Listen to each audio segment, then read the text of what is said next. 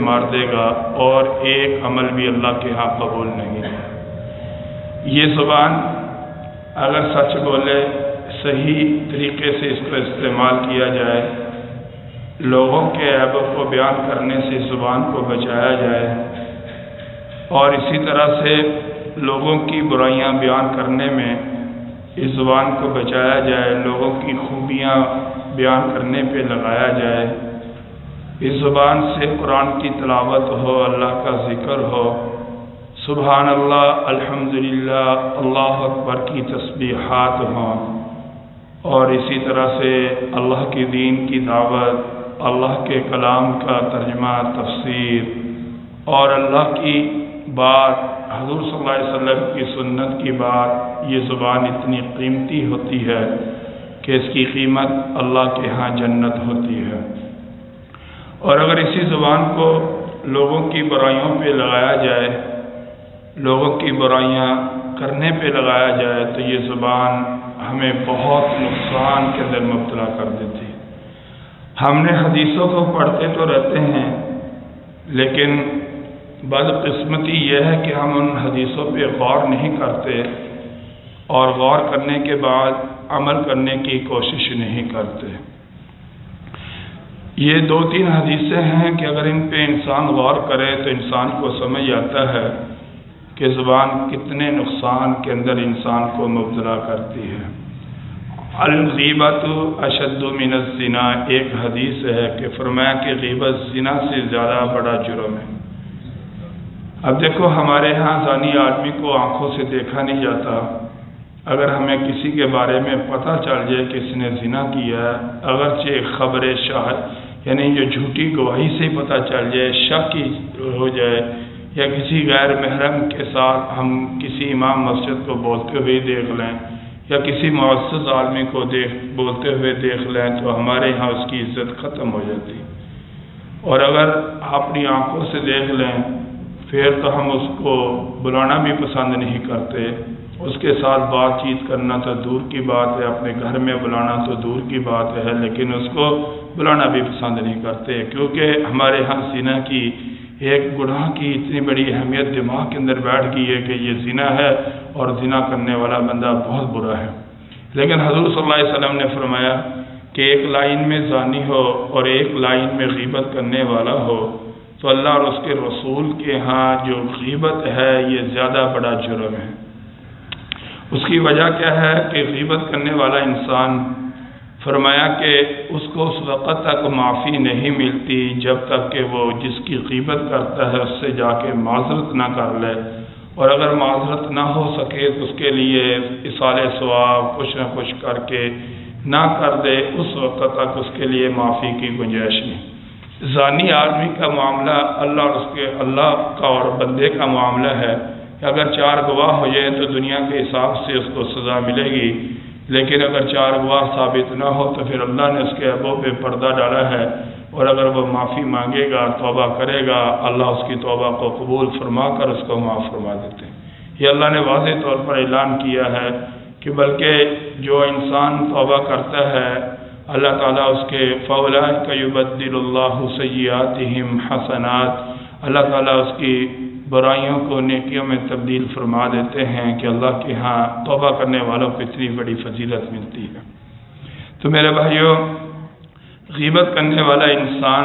اللہ کو بالکل بھی پسند نہیں ہے، بلکہ حدیثوں میں آتا ہے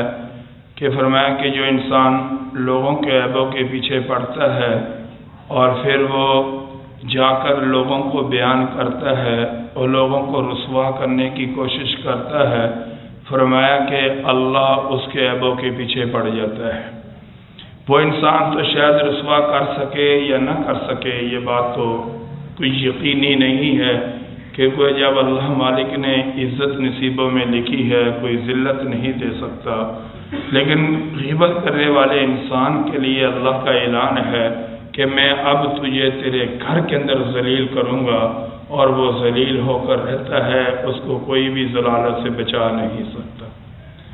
اسی طرح سے ایک حدیث میں آتا ہے کہ انسان جتنے بھی اچھے اعمال کرے اور غیبت کو نہیں چھوڑے گا فرمایا کہ حدیث میں آتا ہے کہ اللہ تعالیٰ اس کو پل صراط پر روک دیں گے، اور روک کر اس وقت تک اللہ تعالیٰ اس کو وہاں سے آگے نہیں جانے دیں گے کہ جب تک کہ وہ اپنے ان جو اس نے دنیا کے اندر غیبتیں کی ہیں جب تک کہ ان کا حساب کتاب پورا نہ دے دے گا،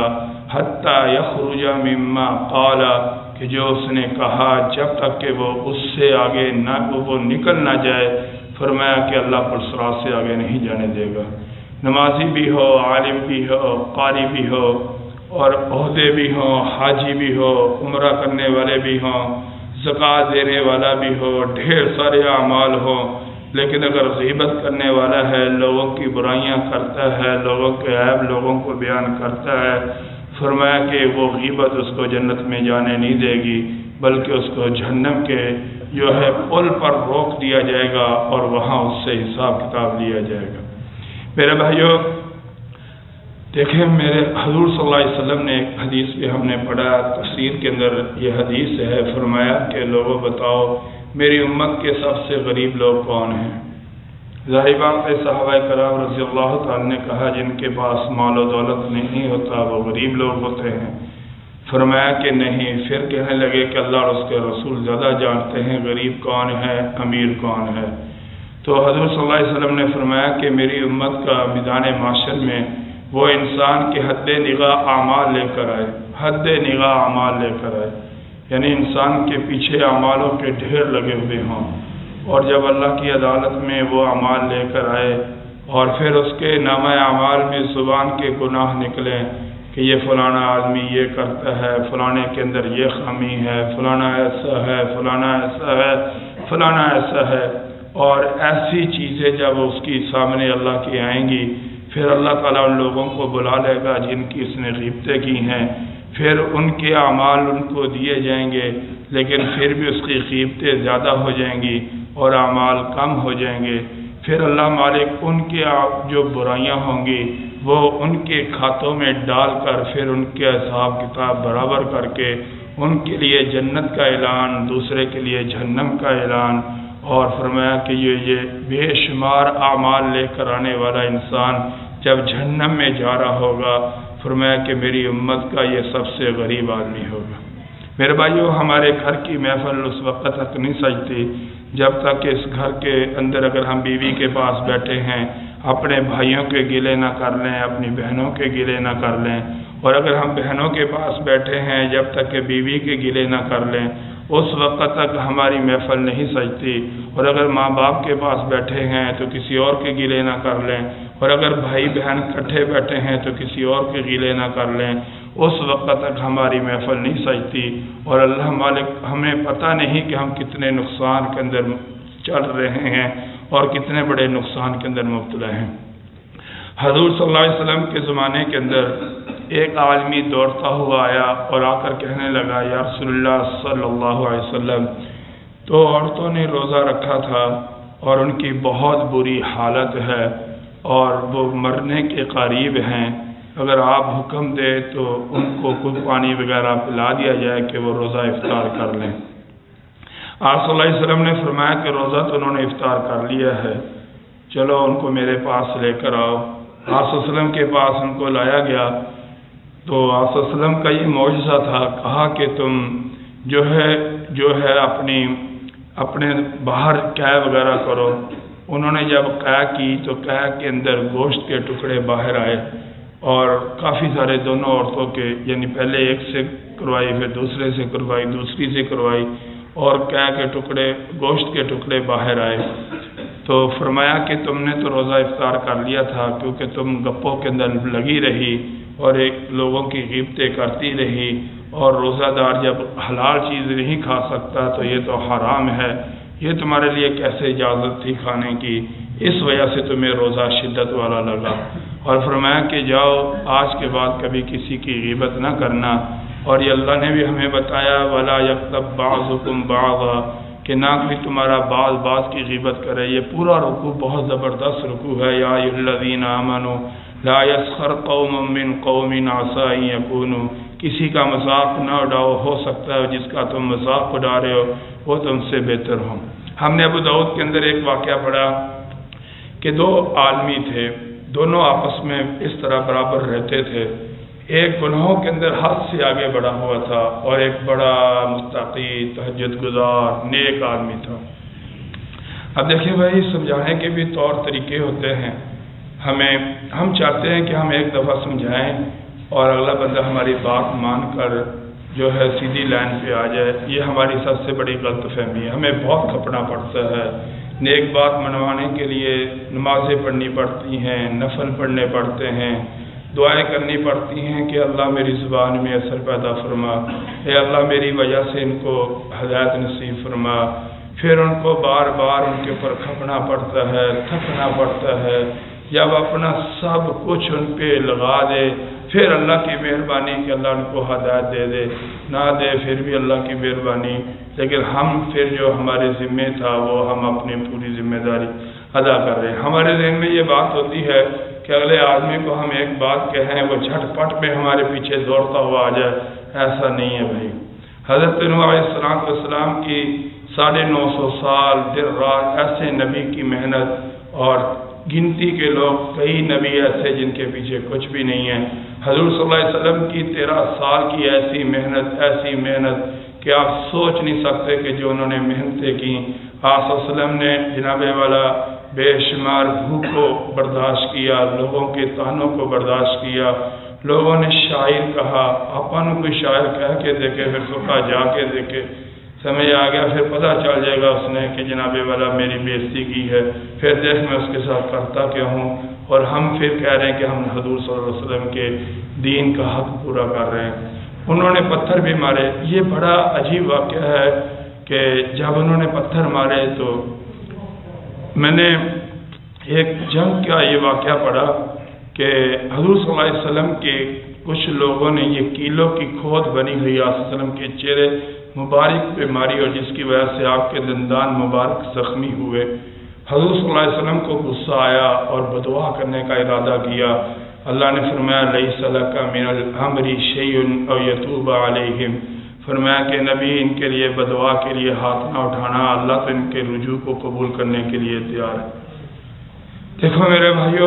ہم بہت جلدی لوگوں سے ناراض ہوتے ہیں، بہت جلدی غصہ کرتے ہیں کہ میں نے اس کو سمجھایا نہیں، بار بار سمجھاؤ، بار بار سمجھاؤ، بار بار بتاؤ۔ اللہ نے کتنی دفعہ قرآن میں کہا میں نے زمین بنائی، آسمان بنایا، جنت بنائی، جہنم بنائی، ہر رکوع کے اندر، ہر پارے، ہر صفحے کے اندر یہ اللہ کا طریقہ ہے کہ ایک بات کو بار بار بیان کیا جائے تاکہ لوگوں کے دلوں میں پکے اور پھر لوگ عمل کرنے کی کوشش کریں۔ ایک آدمی بڑا تہجد گزار، دوسرا آدمی بڑا گناہ گار، وہ کہتا اکثر باز آیا تو گناہ نہ کیا کر، وہ کہنے لگا یار مجھے میرے اللہ پہ چھوڑ دو۔ وہ کہتا رہتا، وہ گناہ کرتا رہتا، وہ نمازیں پڑھتا رہتا، وہ گناہ کرتا رہتا۔ ایک دن اس کو بڑا غصہ آیا اور کہنے لگا اللہ قسم تو یہ اللہ کبھی معاف نہیں کرے گا۔ فرمایا کہ اسی وقت ان کی موت ہوئی۔ موت ہونے کے بعد جب وہ لوگ اللہ کی عدالت میں پہنچے تو اللہ نے فرمایا کہ تو کون ہوتا ہے کہ میری رحمت سے دور کرنے والا؟ تجھے کیسے پتا تھا کہ میں نے تجھے بتایا تھا کہ میں اس کو معاف نہیں کروں گا؟ اللہ کو ایسا غصہ آیا کہ اس کے جو اعمال تھے اللہ نے وہ ضائع کر دیے اور اس کو جہنم میں ڈال دیا، اور جو گناہ گار تھا اس کو اللہ نے معاف کر کے جنت میں داخلہ دے دیا۔ اگر ہم یہاں بیٹھے ہیں نا کہ ضروری نہیں کہ جو باہر بیٹھے ہیں وہ ہم سے برے ہیں، یہ بات آپ یاد رکھیں۔ ہمیں اللہ کا شکر ادا کرنا چاہیے کہ اللہ نے ہمیں مسجد میں بلا لیا اور ہمیں کوئی دین کی بات کرنے کی، سننے کی توفیق عطا فرما دی۔ ہمارے دماغ میں یہ بات بالکل بھی نہیں آنی چاہیے کہ وہ لوگ ہم سے نکمے ہیں، ان کو کوئی فکر نہیں۔ ہاں، ہمیں جو کمی ہمیں نظر آتی ہے ہم ان کو بیان کریں اور ایسے آسان انداز کے ساتھ بیان کریں کہ وہ لوگ ہم سے متاثر ہونے کی کوشش کریں، نہ یہ کہ ان کی خامی بیان کر کے ان کو کہا جائے بھائی ان کو بندہ بڑے آسان، بڑے اچھے الفاظ کا چناؤ کرے، بڑے اچھے الفاظ اپنی زبان میں استعمال کرے، اور پھر جا کر ان لوگوں کو بندہ کہے کہ بھائی اللہ کے حقوق ادا کرو، بندوں کے حقوق ادا کرو۔ تو اسی طرح سے حضور صلی اللہ علیہ وسلم نے ایک حدیث میں آتا ہے، فرمایا کہ من شر الناس، فرمایا کہ لوگوں میں سب سے برا آدمی وہ ہے، فرمایا کہ ذو الوجہین، یہ دو چہروں والا ہوگا۔ دو چہروں سے کیا مراد ہے؟ فرمایا کہ انسان جب ایک کے پاس جاتا ہے تو ایک چہرہ لے کر جاتا ہے اور اس کے پاس جا کر اس کا بن جاتا ہے اور پھر دوسرے کے خلاف اس کو بھڑکاتا رہتا ہے بھڑکاتا رہتا ہے اور پھر اس کے بعد اس کے پاس سے اٹھ کر پھر دوسرے کے پاس چلا جاتا ہے، پھر وہاں جا کر وہ بھڑکاتا رہتا ہے۔ فرمایا کہ ایسے چہرے والا انسان دنیا کے اندر سب سے برا انسان ہے اللہ کے۔ رات ہمیں ایک دوست نے ایک بات سنائی، کہنے لگا کہ میرا فیملی میں تھوڑا سا اختلاف ہوا،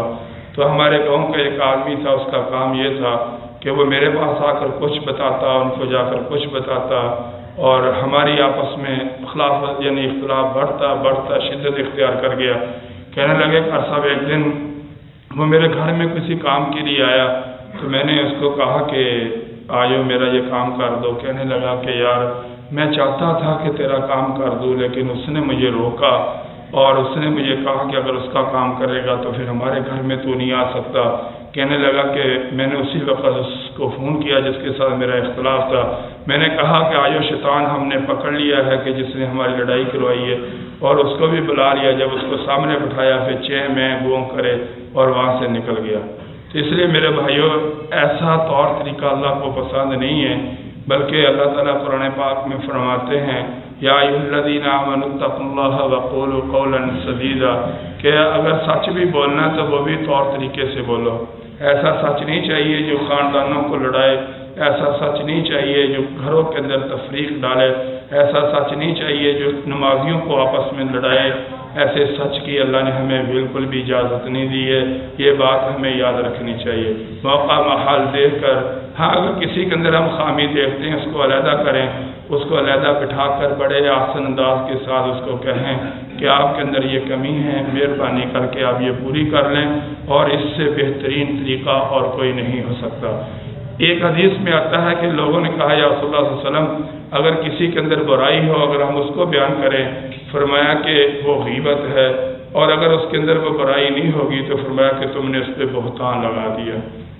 اب ظاہری بات ہے جب ہم لوگوں کے عیبوں کے پیچھے پڑیں گے اللہ اس کے عیبوں کے پیچھے پڑ جائے گا، اور اسی کے بارے میں اللہ نے قرآن میں فرمایا کہ ویل لکل ہمزۃ لمزہ، فرمایا کہ ہلاکت ہے ایسے لوگوں کے لیے۔ ویل کیا ہے؟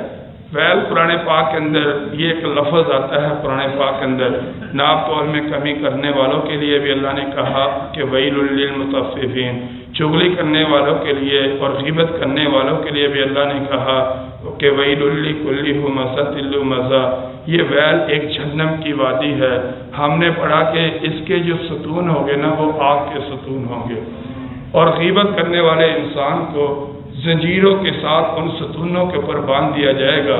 اور جیسے پھر جہازوں کے اوپر سے میزائل گرائے جاتے ہیں، آگ کے میزائل غیبت کرنے والوں کے اوپر گرائے جائیں گے، اور یہ اللہ قرآن پاک میں فرماتے ہیں انہا علیہم مؤصدہ فی عمد ممددہ، کہ وہ آگ لمبے لمبے ستونوں میں ہوگی۔ اس لیے بھائیو اپنی زبان کو جتنا بچا سکیں بچائیں۔ اگر کوئی آدمی ہم کسی محفل میں جائیں وہاں غیبت ہو رہی ہے، پہلی بات ہے کہ وہاں نہ بیٹھیں، اگر بیٹھ بھی جائے تو اس بات کو ہم پھیر دیں، بدل دیں، کسی بھی مسئلے کی طرف لے جائیں، کسی بھی بات کی طرف لے جائیں، کیونکہ اللہ مالک ہمارے لڑائی جھگڑے فساد کو، واللہ یہ بات یاد رکھنا میرے بھائیو اللہ نہیں پسند فرماتے۔ اللہ میں یہاں بیٹھا ہوں مسجد میں،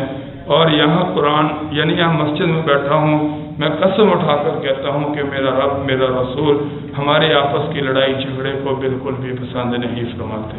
بلکہ اللہ فرماتے ہیں کہ تم نے کسی کو گناہ کرتے ہوئے دیکھ لیا، شراب پیتے ہوئے دیکھ لیا، زنا کرتے ہوئے دیکھ لیا، اور تم نے اس پہ پردہ ڈال دیا، فرمایا کہ اللہ کے ہاں تمہیں اتنا ثواب ملے گا کہ جیسے کہ تم نے کسی زندہ درگوش کی لڑکی زندہ درگوش کی ہوئی لڑکی کو زندہ کر دیا، اتنا ثواب ملے گا۔ تو اس لیے میرے بھائیوں ہمیں ان چیزوں سے بچنا چاہیے، اپنی زبان کا استعمال صحیح کرنا چاہیے۔ اسی طرح حدیث کی کتابوں میں ایک واقعہ آتا ہے کہ آپ صلی اللہ علیہ وسلم قبروں کے اوپر سے گزر رہے تھے، 2 قبریں تھیں، فرمایا کہ ان کو عذاب ہو رہا ہے، اور پھر آپ کھڑے ہو گئے، کہا کہ انہوں نے کوئی بڑے گناہ نہیں کیے کہ جس کی وجہ سے ان کو قبر کے اندر عذاب دیا جا رہا ہے۔ فرمایا کہ ایک قبر والا پاکی ناپاکی کا خیال نہیں کرتا تھا، اور دوسری قبر والا یہ تھا وہ غیبت کے اندر ہر وقت مبتلا رہتا تھا، اور اس وجہ سے اللہ نے ان کو قبر کے اندر عذاب دے دیا۔ یعنی اگر کسی کے قبر کے اندر عذاب کو دکھایا گیا ہے تو غیبت کرنے والے کو دکھایا گیا ہے۔ فرمایا کہ اسی طرح ایک حدیث میں آتا ہے لا يدخل الجنت قطات، کہ غیبت کرنے والا آدمی کبھی جنت میں داخل نہیں ہو سکتا۔ اسی طرح دیکھو میرے بھائیوں،